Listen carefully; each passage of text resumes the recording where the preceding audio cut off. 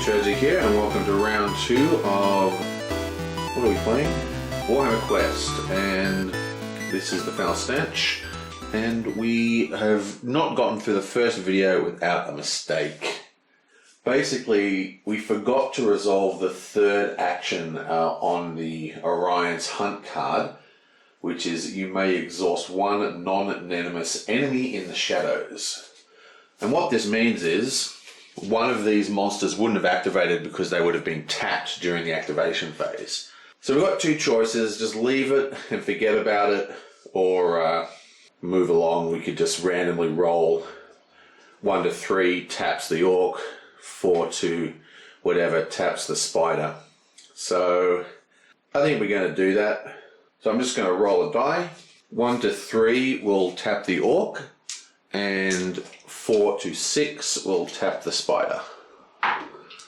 1 to 3. Well, that's good because nothing really changes. Basically, what this means is that at the end of that action, we tap this guy while he was in the shadows. So that's what the board would look like now. Except, of course, now we actually know what that guy is. I think I'll just have him out of the shadows like this for now. But whatever, so that was a bit of a screw up. Let's continue, shall we? Now, we haven't got a lot of choice here because he's completely tapped out. Every single card has been tapped because of, we had one spare card that we wanted to cast this turn, but unfortunately we got snared by the spider, which, you know, tapped one for us. So we're going to activate this one here, Deadly Shot, which actually untaps everything. So everything gets refreshed. Okay, so Deadly Shot says you may engage in energy, which I think we'd like to do. Then it says ranged attack 1 die. During this action, if you defeat at least one enemy, recover a health, and then ready all our actions. So I've already readied the actions. We are going to actually engage the spider.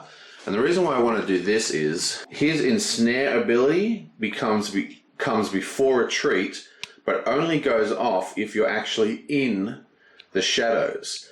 So if this guy's engaged with you, the ensnare ability does not activate. So we're going to get him out of the shadows. And remember, he is empowered at the moment. So he actually, for his combat action, he is actually +1 success and +1 shield. Okay, so we get to roll 1 dice, and there's 1 guy attacked to us, so we have 1 black. And that's it. Let's go. Boom, something big, please. Okay, so we get 1, and we get a shield. So he doesn't attack, but we get to 2 shields and 2 axes because of empowered state. So 2 axes. He has no defense, so that puts him at 1, and he untaps everything. Okay, so our priest is going to use his aid action. He has no one connected to him, so he just gets to roll 2 white dice. And we're targeting the mage, we're targeting him here, because the action reads, aid 2 dice, target hero may ready 1 action, you and the target hero each recover 1 health. So, yabam! We get 2 axes, excellent.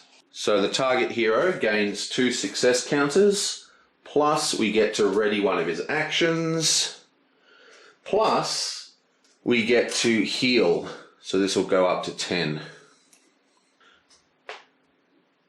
And now we are going to do another fireball.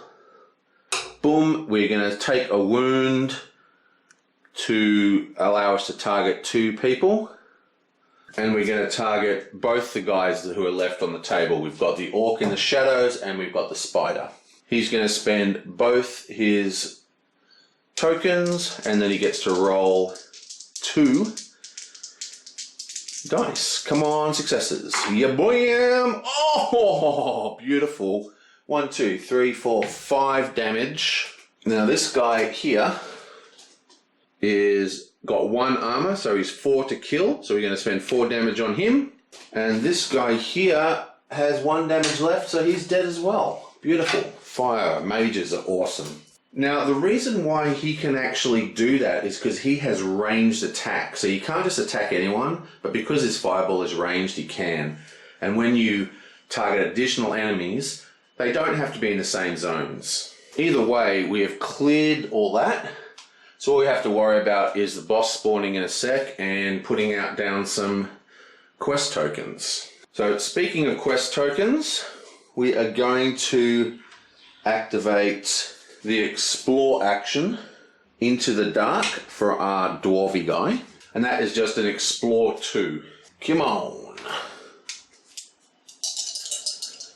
Come on, good roll. You're boing, another 3. Excellent.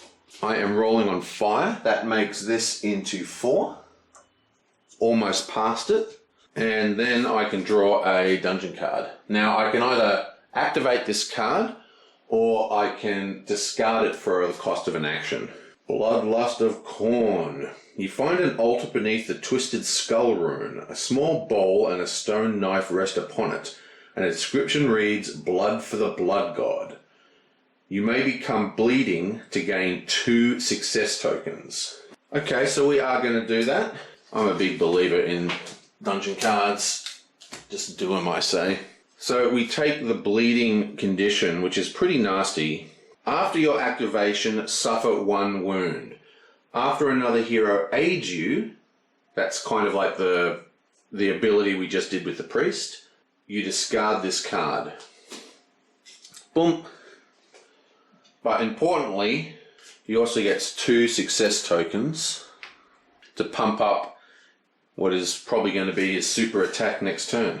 Now it is the monster phase, but there are no monsters, so we just go straight to the location phase, which is easy. We're still lost on the staircase, so we just drop 1 token. And now we go up 1 in peril, and we've hit the green event. A grinning goblin steps into view. This is Grump's place. He waves a nasty, filth-smeared dagger at you. Zog off, or I'm gonna shank you with me shank. Spawn odious Grump. So we just take Grump from the lair. Let's have a quick look at him. He's not too bad. He's only got 2 attack, but he does have 6 health and he has 1 armor. Not good. And as a spawn, he turns up here in front of the priest. So I'm going to start putting down the dice as I wound them rather than... Oh, may as well. This way it's a bit easier for you guys to see. So he's got 6 wounds, and that's that. So that is the end of round 2. Yeah, we're not doing too well on our progress. Okay, I will see you guys next time.